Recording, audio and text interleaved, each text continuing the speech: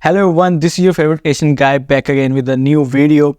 I'm from Asia, I'm interested in US politics and I'm going to react on a video with the title Trump lawyer suffers embarrassing misstep on national TV.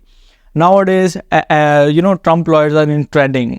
They are getting embarrassing moments everywhere. Everybody is trolling them. I don't know why. Someone told me in the previous video, please don't talk during the video. Okay, I will talk in the end of the video. I'll give my review in the end of the video. So please watch the full video. Please give your precious seconds to subscribe to my channel if you literally liked my video. So without wasting any time, let's dive into the video. Here we go. They looked at their titles and they looked at, frankly, PR. And if they patch in the kids, it's more days that Letitia James can go out there and speak. It's more press for her, and it's more of an impact. Radical left liberals don't really care about facts. They don't care about law. They care about making statements. And these kids did nothing wrong. They should not be in this case. Ivanka's already out of the case.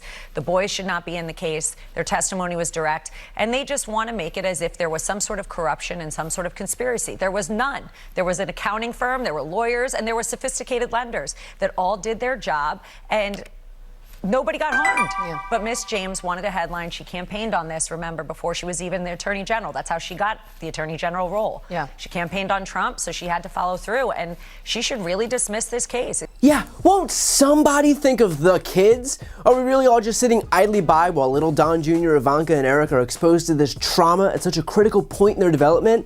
I mean, if someone doesn't step in, don't be surprised if they suffer permanent effects when they're older.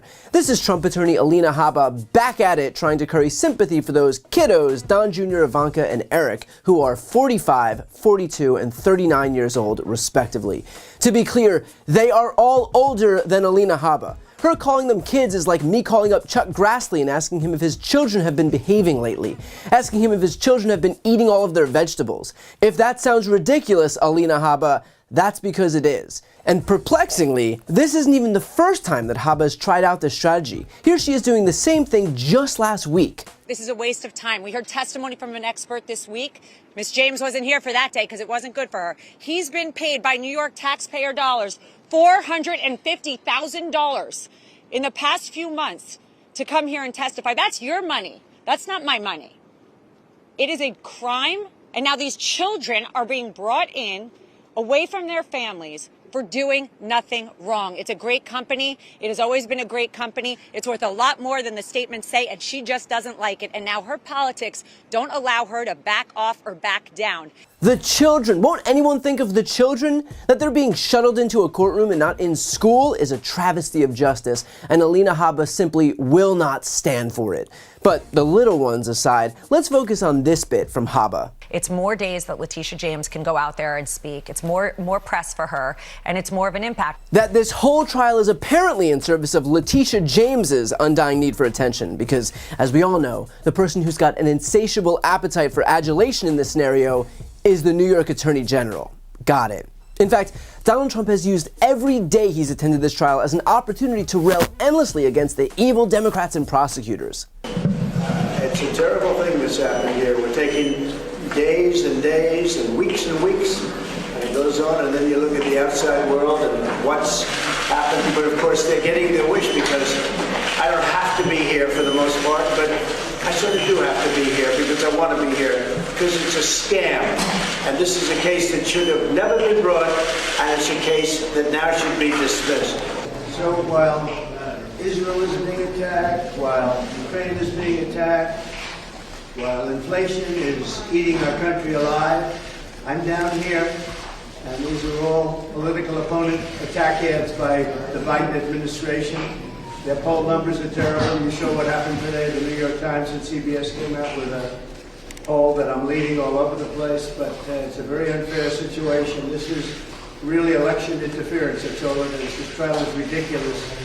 But sure, it's Letitia James who's trying to use this trial to score a cheap political win. Alina Habba also went on to say this. Radical left liberals don't really care about facts. They don't care about law. That the left doesn't care about the facts or the law. The notion that Republicans are still clinging on to their law and order shtick is rich. The party is quite literally led by a criminal so prolific that he is contending with 91 charges in 4 different jurisdictions. And yet, we're supposed to believe that it's the Democrats who don't care about the law. Tell you what, for as bad as they are at following the law, they are that much better at projection. And finally, listen to what Habba says here.